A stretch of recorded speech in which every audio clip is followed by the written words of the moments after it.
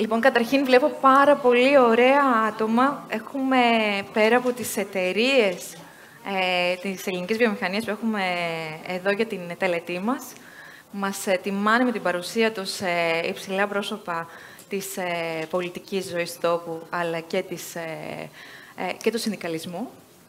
Θα ήθελα σε πρώτη φάση, όπως και ο πρίτανης του Διεθνούς Πανεπιστημίου, ελπίζω, κύριε Πρίτανη, να πούμε ξανά μέσα στην αγκαλιά του ΔΙΠΑΕ, θα ήθελα να καλέσω την πρόεδρο της Κρήτης, της ΕΔΑΚ, την Ειρήνη Δανδαρή. Ειρήνη, δεν ξέρω ακριβώς πώς λέγεται το ακρονίμιο όλο, οπότε θα ήθελα να μας το πεις.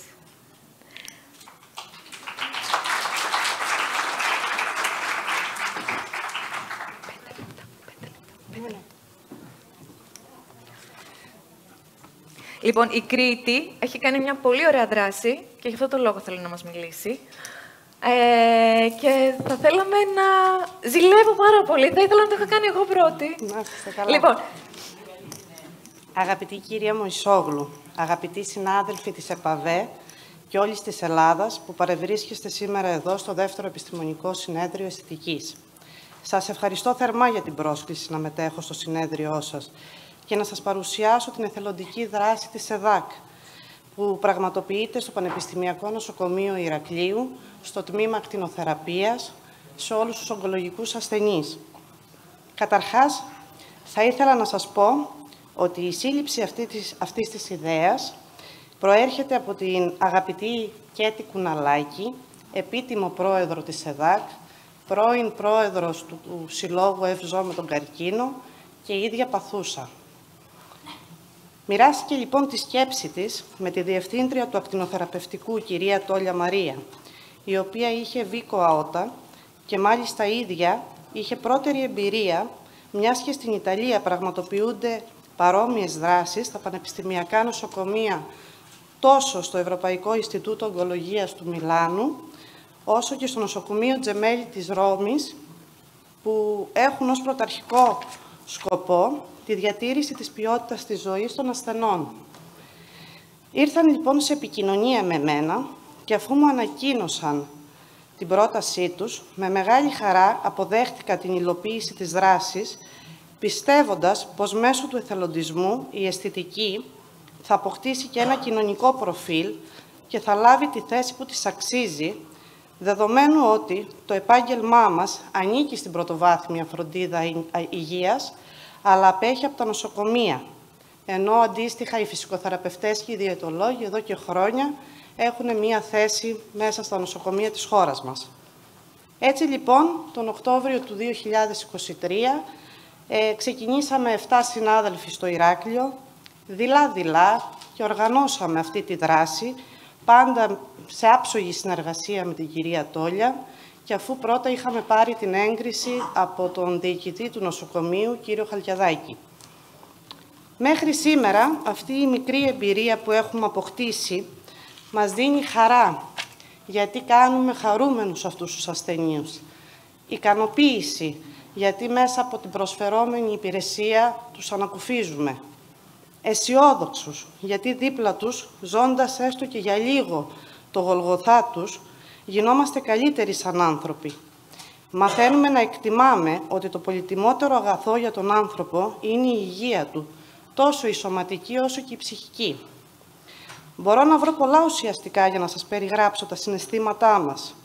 Αυτό όμως που δεν περιγράφεται, και να με συγχωρέσετε, δεν πληρώνεται, είναι στο τελείωμα της κάθε συνεδρίας, με τον καθένα τους ξεχωριστά, λαμβάνουμε μία μεγάλη, εγκάρδια, ζεστή αγκαλιά, που λειτουργεί διαμαγείας μέσα μας, αγγίζοντας κάθε πτυχή του εαυτού μας, λες και έχουμε πιει ένα ενεργειακό ποτό και με μιας αποκτούμε μία όθηση, ώστε να συνεχίσουμε αυτή τη δράση και να αισθανόμαστε λες και δεν το είχαμε ξανακάνει.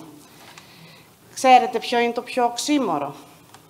Ότι όποιος επισκεφτεί ένα νοσοκομείο δεν πάει με την καλύτερη διάθεση.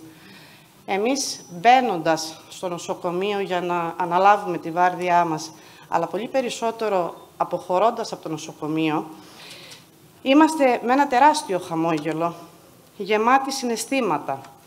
Θεωρούμε ακράδαντα ότι επιτελούμε βασικό ρόλο στη βελτίωση της ψυχολογίας αυτών των ασθενών, στη διατήρηση της καλής υγείας του δέρματός τους, καθώς και τους δίνουμε ουσιαστικές συμβουλές πώς πρέπει να προφυλάσσονται. Παραδείγματος χάρη αντιλιακά, μάσκες, ενυδατικές κρέμες, λάδια, θρέψης, ανάπλασης. Και όπως καταλαβαίνετε, θα μπορούσα να σας μιλάω ώρες ατελείωτες για αυτή μας τη δράση. Ειλικρινά, ως πρόεδρος της ΕΔΑΚ, είμαι ιδιαίτερα υπερήφανη και χαρούμενη που στο Ηράκλειο ξεκινήσαμε πιλωτικά αυτή τη δράση και εύχομαι και ελπίζω να επεκταθεί σε όλη την Ελλάδα και να μετέχουν όλα τα σωματεία σε αντίστοιχες δράσεις. Που ξέρετε, κάποια στιγμή μπορεί να καταφέρουμε να ανοίξει και για μας μια θέση στο δημόσιο νοσοκομείο. Προτού ολοκληρώσω την ομιλία μου, θα ήθελα να ευχαριστήσω μία προς μία τις εταιρείες του χώρου μας που μας στήριξαν, στέλνοντάς μας αρκετά προϊόντα δωρεάν για να πετύχουμε το καλύτερο δυνατό αποτέλεσμα. Είναι η Idolo Group, η Chrysalis Proderma, Gumas Beauty Med, Poté Marine, Juliette Armand, Your Skin Dermalogica, Spat Cosmetics, Professional Beauty Services, Gernetic και Medidrops. Επιφυλάσσομαι σε επόμενη ομιλία μου να σας παρουσιάσω και φωτογραφικό υλικό, γιατί ακόμα, αντιλαμβάνεστε, είναι μια δουλειά η οποία δεν έχει ολοκληρωθεί και απαιτείται λίγος χρόνος.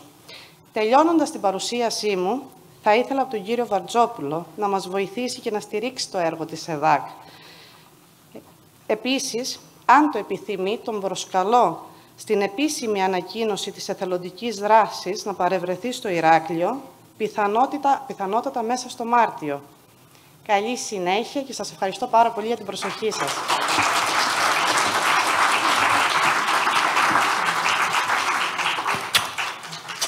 Λοιπόν, δεν μπορώ να πω ότι ζηλεύω.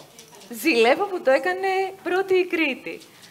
Αλλά σας αγαπούμε πάρα πολύ και με πολύ μεγάλη χαρά να συμμετέχουμε και εμείς σε αυτό το πρόγραμμα. Ευελπιστώ όλα τα σωματεία, το είπα κιόλας, αφορά όλους τους αισθητικούς. Ξεκινήσαμε εμείς. Ευελπιστώ μετά από εμάς, επειδή συνεργαζόμενο νοσοκομείο είναι των Χανίων, η δράση να γίνει στα Χανιά και από εκεί και πέρα, αν μπορούμε, να ανοίξουμε και άλλες δράσεις σε όλη την Ελλάδα στα νοσοκομεία. Λοιπόν, ευχαριστώ πάρα πολύ, Ειρήνη, που μας το είπες. Θα ακολουθήσουμε.